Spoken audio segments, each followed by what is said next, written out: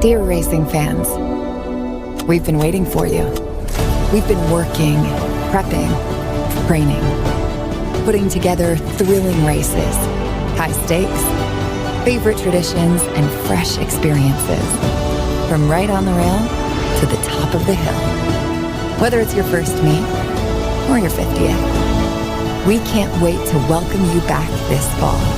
Love, Keeneland. And a very good Saturday night, everybody. Jeremy Plonk here from Horse Player Now. Welcome into the Keeneland Look Ahead podcast as we preview Sunday's Dowager Stakes card. Day 13 of 17 of the fall meet. We are down to the final 5. We've got one more day for week 3 and then a 4-day racing week, Wednesday through Saturday next week to wrap up the fall meet. We warned you there could be some prices during week 3, and boy, have they been coming in throughout the course of the week. Today, no different. $44 winner, $56 winner, $60 winner.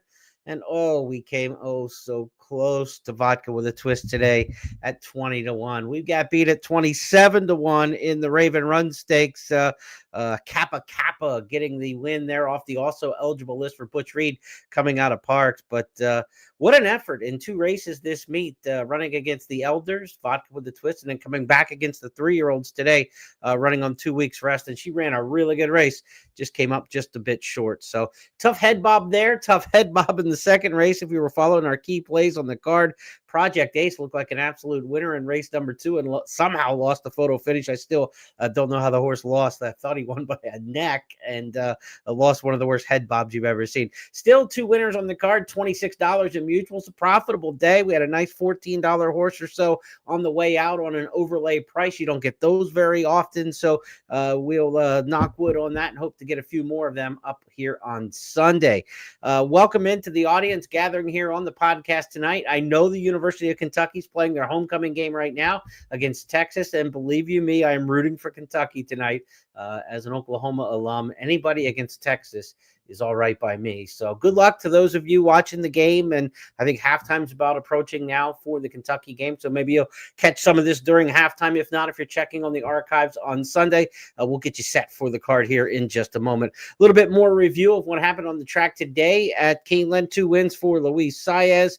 Another win for John Velasquez, his 5th stakes win in the meet. He was the rider of Kappa pulling that big 27-1 upset in the Raven Run. Barnes, the 3-year-old for Bob Baffert, just stormed past him in the first stakes race on the card, the Perryville. If you didn't see that, very impressive 8 1/4 length victory there by Barnes. At one time regarded as the Kentucky Derby favorite back January, February of this year. It didn't work out for him going long, but going short. What a performance by Barnes. I guess we'll probably see him in the Malibu Grade 1 7-furlong race at Santa Anita the day after Christmas. Would make plenty of sense for him.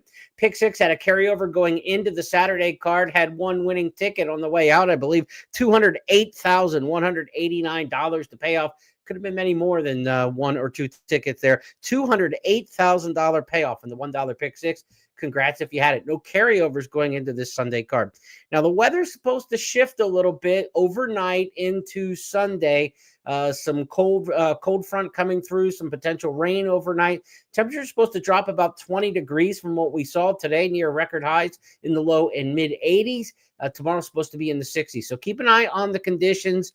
I think the main track with any kind of moisture and cooling off will tighten up and become rather speed favoring. I would assume that front runners are going to do pretty good on the card tomorrow. But if we get more rain and it's more of a drying out wet track, then it can get heavy. So again, keep an eye on the conditions. If the track doesn't seem to have much moisture to it, it'll be pretty tight then. It will absorb the moisture that I think it desperately needs this time of year. So I'm going to look towards some front runners, but if races set up for closers, certainly don't be afraid of them. They have had a very good meet with horses stalking and coming from off the pace and winning here at Keeneland. So that's a wrap for the Saturday card. If you saw some workouts this morning with Breeders' Cup implications, Vava for Cherie DeVille headed towards the Breeders' Cup Filly and Mare Sprint. She's coming off a 2nd place finish in the TCA Stakes, Thoroughbred Club of America. She worked this morning here at Keeneland. All systems go to head towards Del Mar and a chance for her in the Breeders' Cup Filly and Mare Sprint. Ben Tornado, the horse who was runner-up in last year's Breeders' Cup Sprint, he looks good to go. He had a nice workout today at Keeneland as well. So he'll be heading west, and I would imagine those horses will get their final move over the Del Mar track next weekend. But this is a big weekend for Breeders' Cup Works, no doubt about it. This is the one 2 weeks out from the big event, so you want a big work here and just a maintenance move in that last workout before the Breeders' Cup. So a lot of doings around the way. If you go to Keeneland's Twitter feed, X feed, at Keeneland Racing, you'll see a lot of those workout videos of horses who have worked locally at Keeneland or on the YouTube page. So be sure to check all those out. We're going to swing through this 9-race card next up for you. Also, we'll have a visit from Brendan Walsh, trainer of a couple contenders in the Dowager Stakes. Tom Leach caught up with him today at Keeneland. So got a little video sound there for you, an audio sound for you with an interview leading into the Dowager Stakes feature race on the 9-race card. Let's take a look at it from the above view, if you will, the snapshot of the card here for Sunday. 9-race program, so that means race number 5 right in the middle is going to be that Keystone swing leg in the early and late pick 5s. Early pick 5 will be races 1 through 5, and then that late pick 5 begins races 5 through 9. Early pick 4, customary in race number 2, and also the final 4 on the card, races 6 through 9.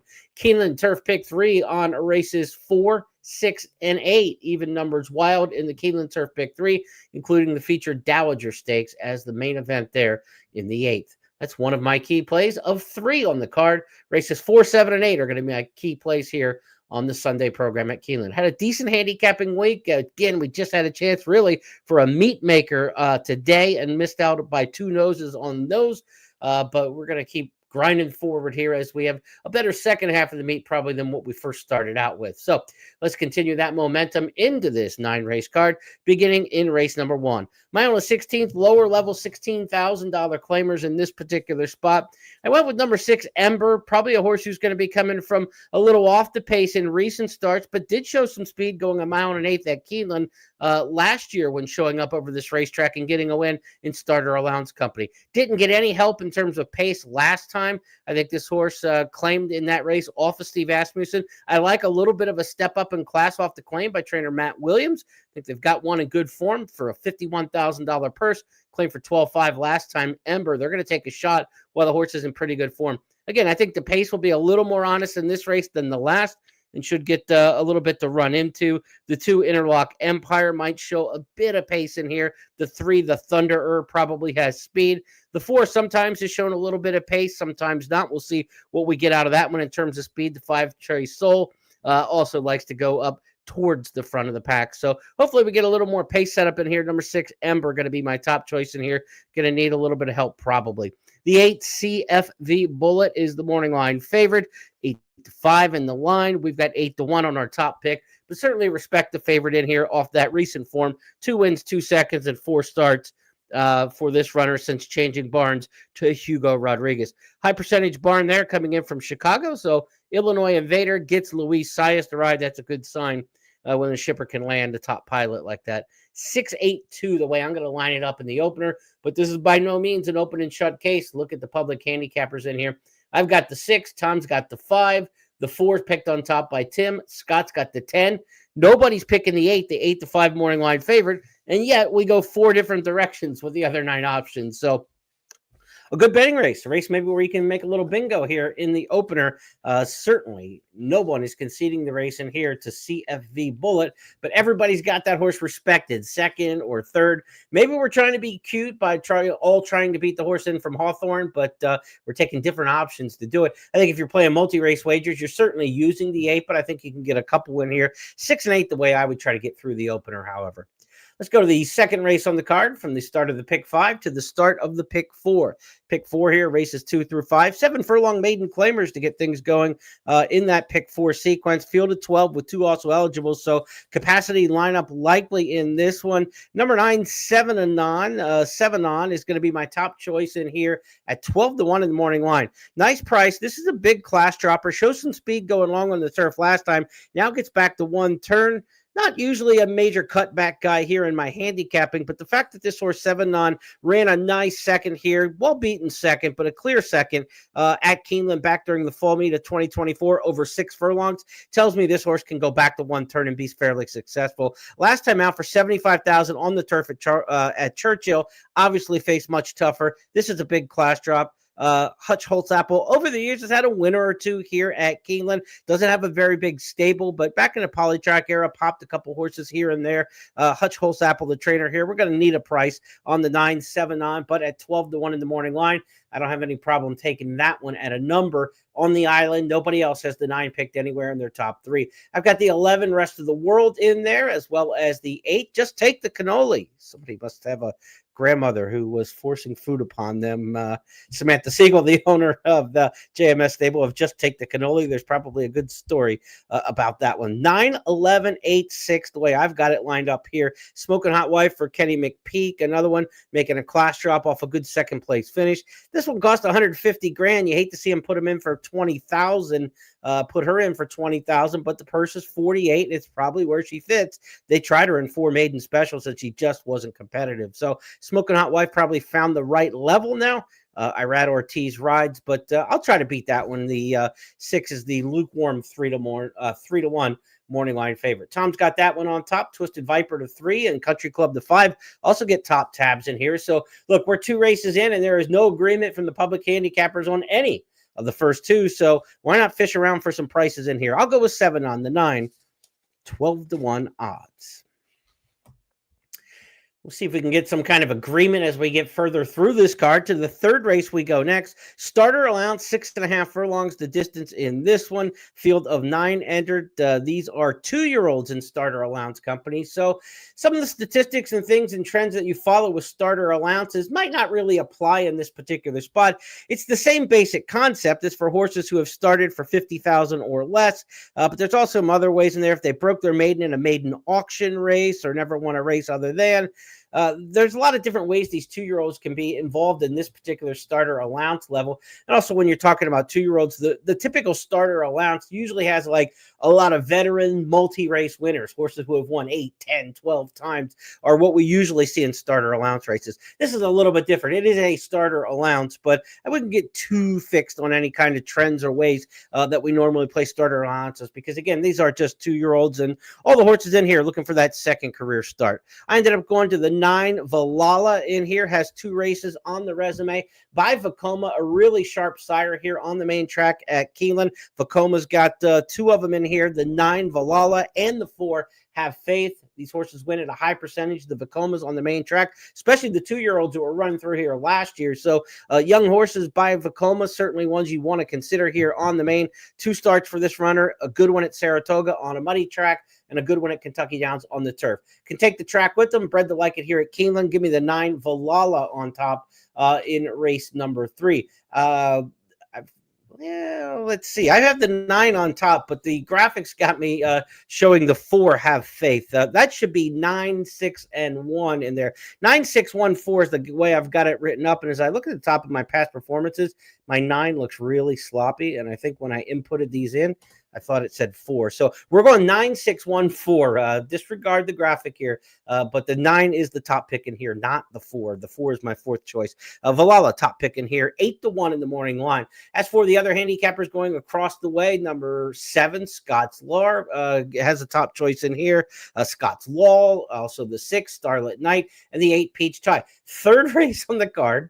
3rd time that all 4 handicappers have a different horse. You can kind of see there's not a lot of consensus on this program, so we're probably not looking at a lot of horses that are going to be 4 to 5 even money types, at least that we feel are solid placed. I mean, they could get bet that low, but there are other options to find in these races, and I think that's the moral to the story. But again, I want to repeat here in race number 3, and I'll get this graphic fixed on the website if you print it out, and if you follow tomorrow and get the final Substack sent out, we'll make sure we get the corrected number in there. 9, 6, 1, 4, my choices in race number 3. Again, apologies there for the upload error on the graphic. All right, let's go to race number 4 here. Key play number 1 of 3 on the card for me in race number 4. Keeneland Turf pick 3 is going to start here. The pick 6 will start here. Again, if you missed the top of the show, pick 6 hit today for $208,000. Congrats if it was you. Celebrate and brag.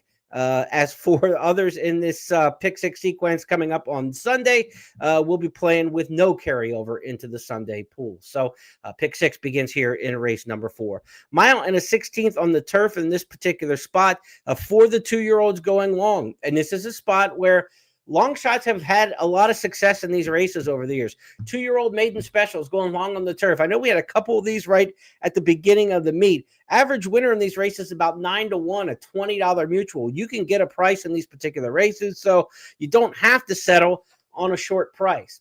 And I'll tell you, we're not taking a short price in this race. This is going to be one of our first key plays of the day because number 11, Time Stream, is 15-1 in the morning line. Didn't show a whole lot in the career debut at Kentucky Downs, but Steve Asmussen's 2-year-olds are running really well at the meet. And this one is sired by Not This Time. If you've been watching the podcast over the last week or so, we said we're sitting around waiting for another one of these Not This Times to show up on the turf. Last Sunday, they ran 1-2 in the 2-year-old stakes turf sprint. Throughout the meet, we've seen 7 winners on the turf, an incredible number. 5 of them 2-year-olds, I believe 4 or 5 of them stakes. The 2-year-olds by Not This Time are flocking to the turf at Keeneland. So we are going with number 11 live stream or Time Stream as our top pick, 15-1 in the morning line. We'll see what kind of price we get. Maybe see what this horse looks like on the track. Again, didn't show much in the career debut at Kentucky Downs, but it was a race where the third-place finishers already come back to win. We'll see. Fresh start here. You get Luis Saez. They're not messing around. Steve's not riding one of his sons on this one. He's riding Luis Saez and going to one of the top pilots. So give me number 11 Time Stream in here. Pick third by Kim and by Scott. I'm going to play this angle out here with Not This Time and the Asmussens, who have all really outrun their odds and run really well this week. Not only at Keeneland, the other night he had 5 winners at Remington Park. Steve's string is going really well right now. 11-2-4 for me here in race number 4. I'll take the number 2 in here. The Babe Slayer is my second choice. 9-2 in the morning line. This is another for Asmussen. Had a bad post last time out. Rallied for second in there. Go back to the races in the spring when this horse started in May and June. Outfielder and Longshoreman were 2 really, really impressive 2-year-old turf sprinters early in the game. This horse should have broke his maiden long ago, but really caught a couple tough fields. The Babe Slayer can certainly be a big factor in this particular race.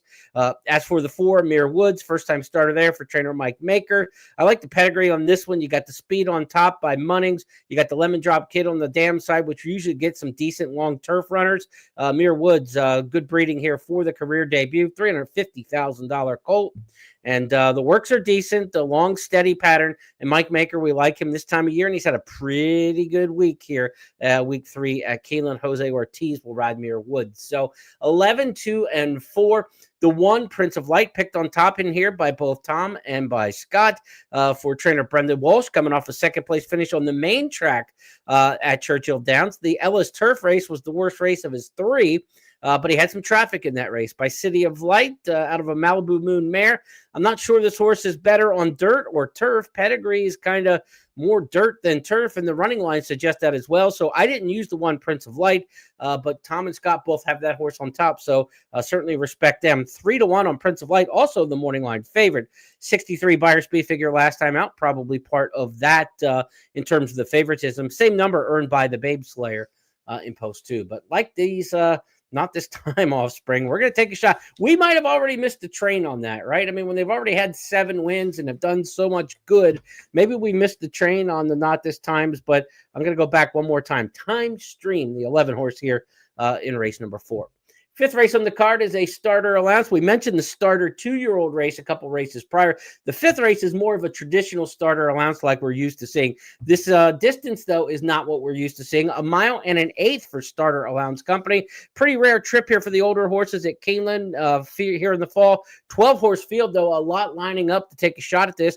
$50,000 person. Again, a 12-5 starter allowance means the horses have run for $12,500 claiming or less in the last year. Plus, that's more of a traditional, what we see in terms of a traditional starter allowance. You got horses in here that have won 6, 7+ races throughout their career. A little bit more on the bone in terms of our handicapping for this race. To this race we go in race number 5. And again, in terms of the multi-race wagers, this will kick off the late pick 5. It'll also be the swing race in the early pick 5. If you can lock down an opinion here, maybe you can pull something out in terms of both of the halves, both the early and the late pick 5. I went with number 8 in here. Hey Boss, 8-1 in the morning line. Larry Ravelli trained, bringing this one in from his Chicago base. Got no help at all pace-wise last time out.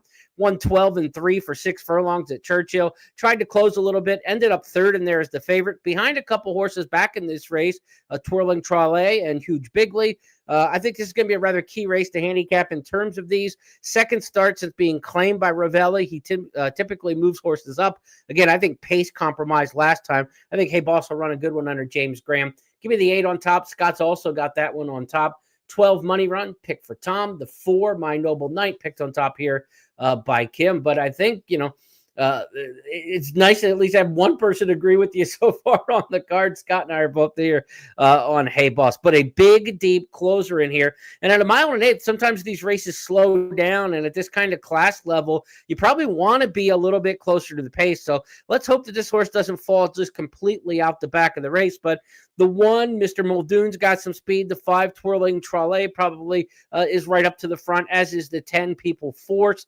Money Run on the outside's got to show speed in here, a ton of speed, and you wonder how far Money Run can run.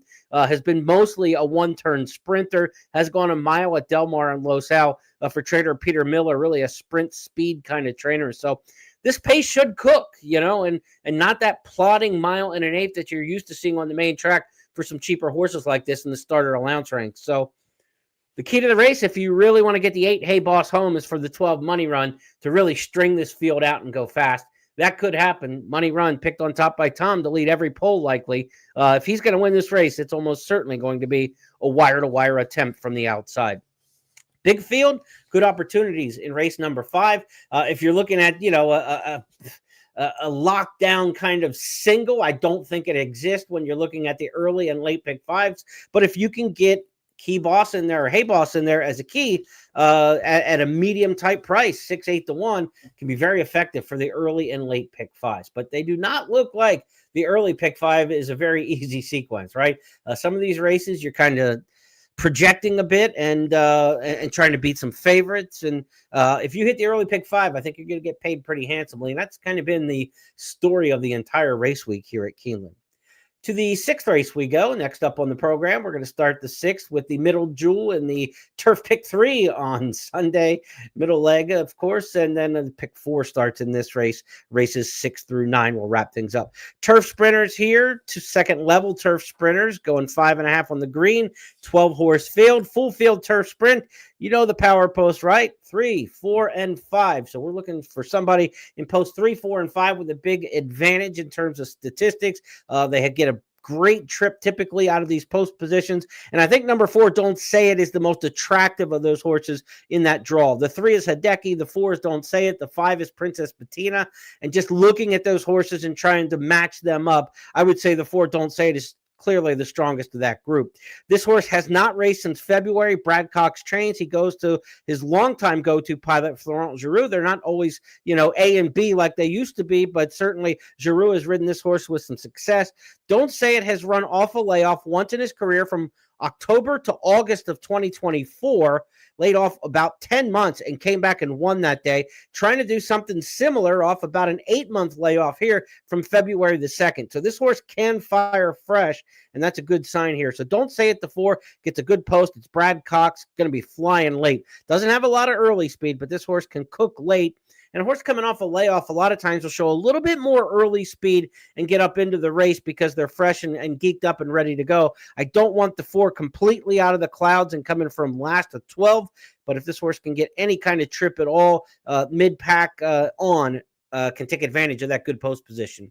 The 6, Big Trouble's the morning line favorite. Certainly the horse with the most credentials in this race. Stakes place type runner.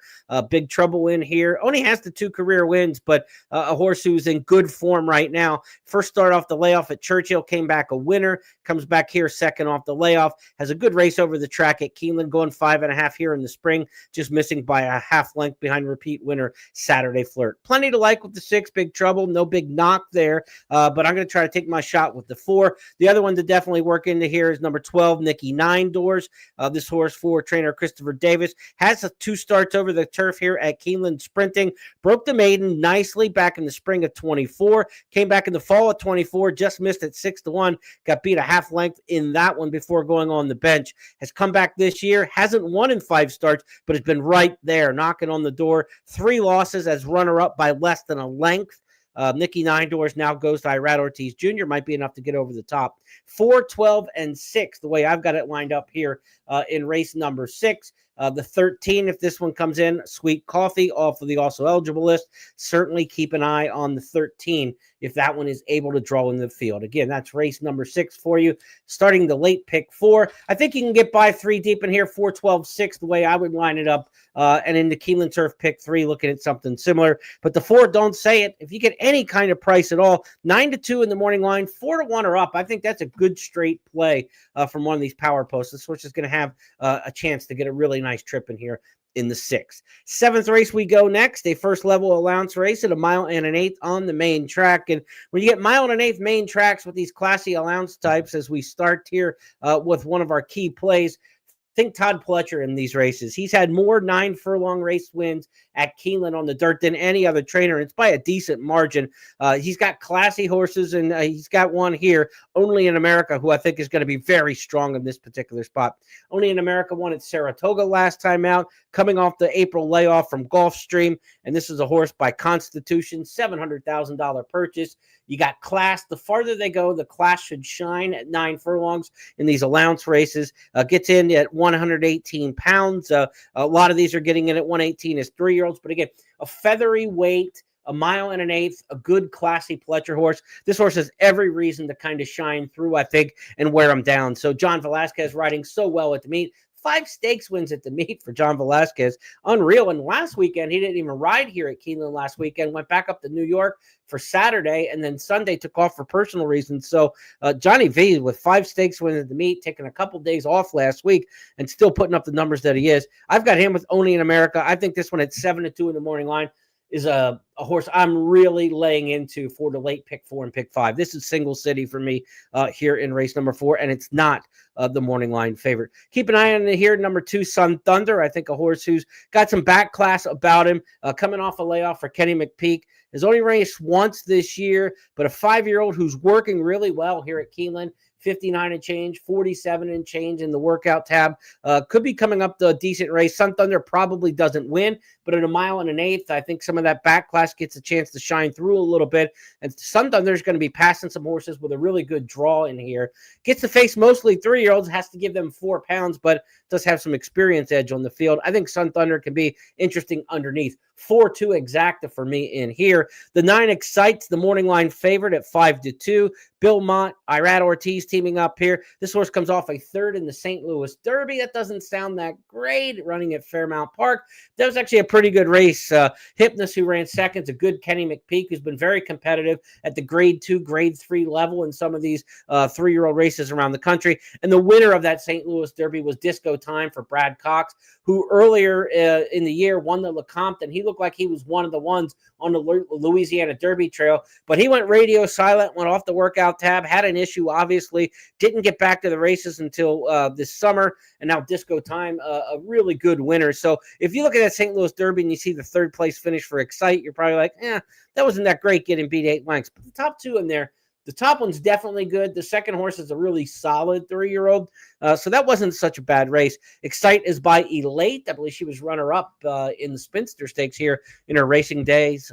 She won a couple grade 1s on the dirt, though, in New York. I think a late 2nd here in the Spinster might have been during the Poly era. I'd have to go back and check that out. But a late, really classy mare, the Dam of Excite. But I'm going to try to beat her in this particular spot, or beat this horse in this spot from the 9 hole out there. And the one race over the track at Keeneland's really kind of on the turf, so you can't really gauge much out of that. I don't know how the 9 is going to handle the track here at Keeneland, but I think the 4, Only in America, is going to be the one, and we're going to take that one. I don't have a big knock on the 9. I'm trying to find reasons to other than the morning line being 5-2.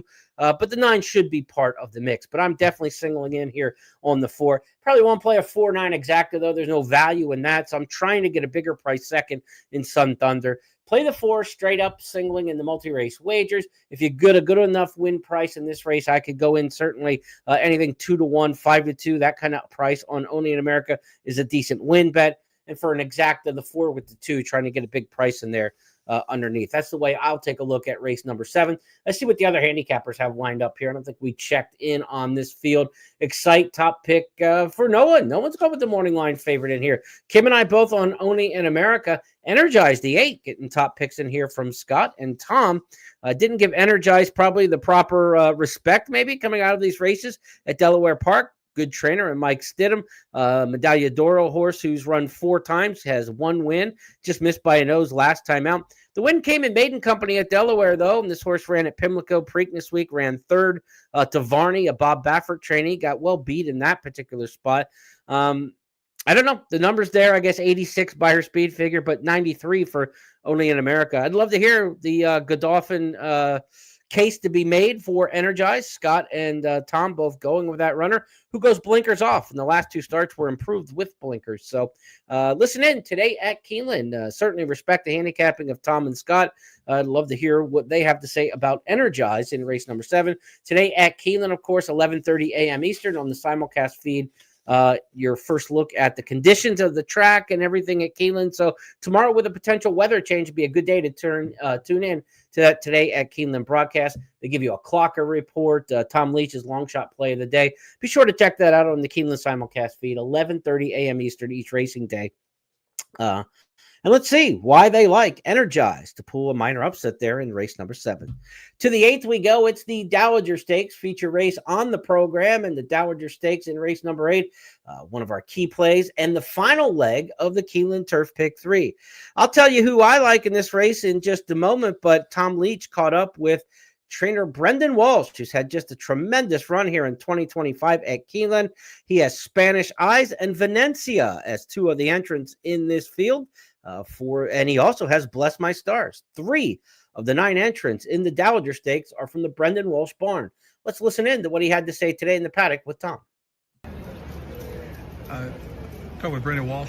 Had 3 going in the Dowager on Sunday. Spanish Eyes. Any excuse for the race last time at Kentucky Downs? Any trouble? Probably just didn't handle the track, Tom.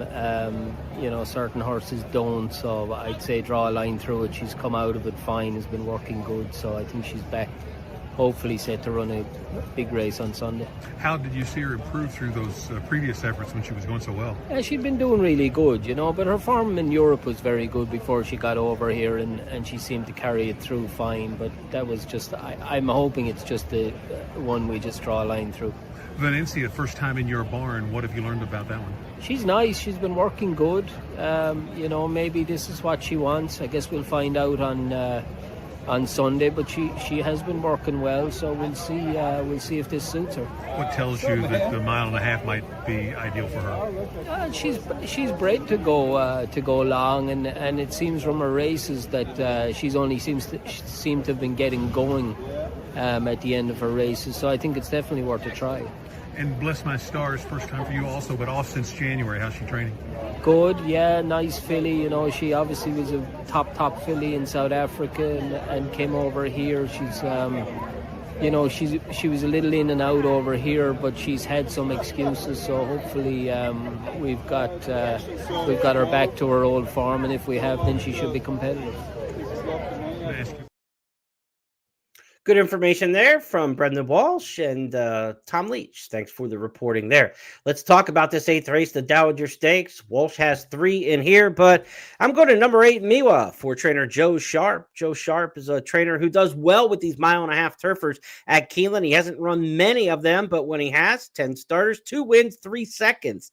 And a 3rd, going 12 furlongs on the turf at Keeneland. Miwa's a horse coming off a good 3rd place finish last time out in the Kentucky Downs Ladies. If this race stays on the turf, you've got the international breeding and experience. I always say handicap the parentheses on soft turf or on, softer going. The horses with parentheses in their name were bred in foreign countries, a lot of times raced in foreign countries, and will have a little bit of an advantage on a soft going. I know in the comment section, I want to address a little bit of that. Some folks in the comment section here for the podcast are saying that are more in tune with the local weather with me, that it is supposed to be windy and rainy tomorrow at Keeneland for sure.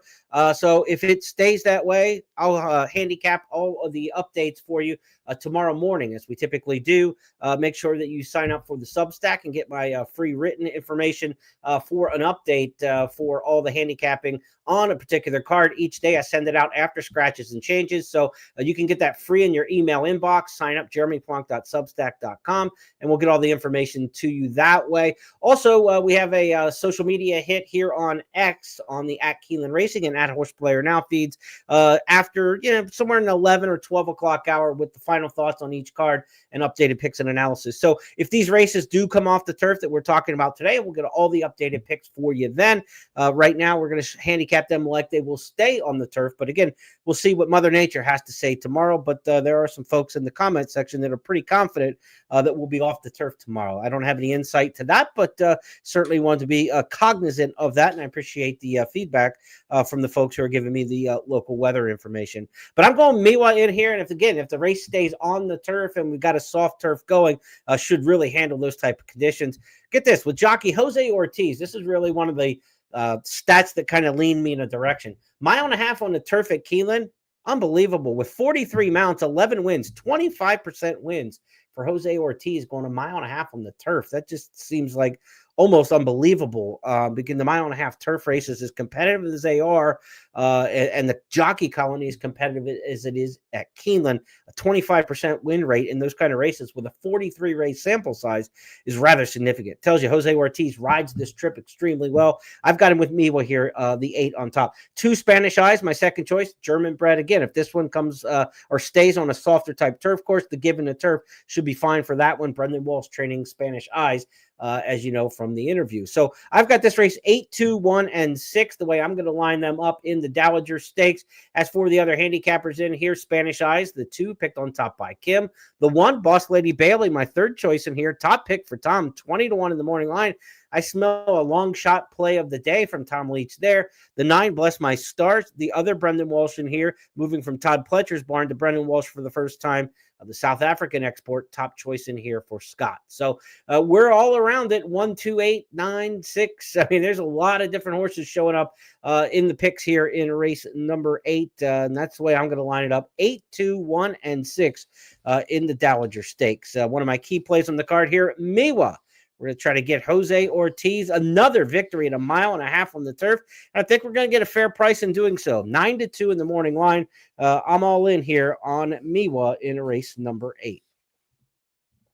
Try to get a daily double with those back-to-back key plays as we look at how the card lines up for us with key plays in back-to-back races in 7 and 8. Love Only in America, singling that runner in race number 7. So we want to get some strong doubles, 4 and 8, going from race 7 to 8. So in race 7, we want to get a strong double, 4, 8 in there. Only in America, Miwa, if we can hit these 2 key plays back-to-back, we want to try to maximize what we get out of it. Let's go to race number 9 now and wrap things up on this Sunday card. Toyota Super High 5 there. I'm going to go with number 12 to wrap things up. Final horse in the program for the day. Number 12, Something Dangerous. We told you Steve Asmussen's 2-year-olds are all running well right now. And this one is by Yalpon, the outstanding sprinter. And out of Gas Station Sushi, she was a Beaumont Stakes winner here at Keeneland, and she could flat out fly. Gas Station Sushi had a short career, but she was a runner right from the get. And I imagine that Something Dangerous, the 12, is going to come out running as well. Top pick here in the finale. Steve Asmussen teaming them up with Jose Ortiz. Again, going to an A-list rider here. They hit 28% together. 6-1 in the morning line. Would love to get that on this first-time starter, Something Dangerous. As for the others in here, number 7 coming soon. Brad Cox, another well-bred Munnings Red Hot Babe, homebred for Gary and Mary West. Decent workout tab for this one. Expect this one to come out running 9-2 in the morning line. Ortiz brothers maybe 1-2 in this particular spot with the rookies. As those of those who have run, number 5, Trouble Calling, didn't get out of the gate in the debut, but closed along nicely in that one. Trainer Greg Foley usually gets late running sprinters. Maybe 7/8 will be the best trip for Trouble Calling. So at 7-2 in the morning line, I'm going to try to beat the morning line favorite in this spot. Scott and Kim both have that one on top, but I think 7/8 might be the best call, or a 1-turn mile for Trouble Calling when they get back to Churchill Downs and they run the 1-turn miles. I'll try to beat that one in this particular spot. 12-7-4, the way I'm going to line it up here in the 9th and final for Sunday at Keeneland. Hope you enjoyed the show tonight. Our final for this week. It'll be a 2-day off situation before we get back at it. Tuesday night for Wednesday's card. A reminder, 4 days of racing remain at Keeneland after Sunday. We've got a 4-day racing week, Wednesday through Saturday, to wrap things up for the 2025 fall meet. Again, keep an eye on the conditions. Follow at Keeneland Racing for all the updates on scratches, changes, weather, surfaces, all that kind of stuff as we get to iffy weather day on Sunday. And quite frankly, we just haven't had those this meet, right? It's just been so unseasonably warm and dry and sunny that we haven't had a lot of off days in terms of the weather. So we'll see what we get for Sunday. But again, if we get off track, we'll adjust to that and we'll update all of our picks for you, not only on the website, but at that Substack as well. We'll see you tomorrow night, 8:30, or not tomorrow night. Our next podcast will be Tuesday night, as we just said, for the Keeneland Look Ahead. Tuesday night, we'll preview that Wednesday card. And one last look, if you want to sign up for that Substack, jeremyplonk.substack.com, and I'll update you with free handicapping information for you after the scratches and changes are announced tomorrow. 11 o'clock hours, usually right around there, that we send out that Substack, and we'll get you updated. Plus, we'll have Breeders' Cup information on the Substack a little bit later. We'll have tracks from around the country as well, not just Keeneland information on my Substack. So I'll be sure to sign up for that for free. Have a great night, everybody. Good luck to the Cats in the second half, and happy homecoming to those of you back in Lexington for the weekend. Take care, everybody. Good luck Sunday at Keeneland.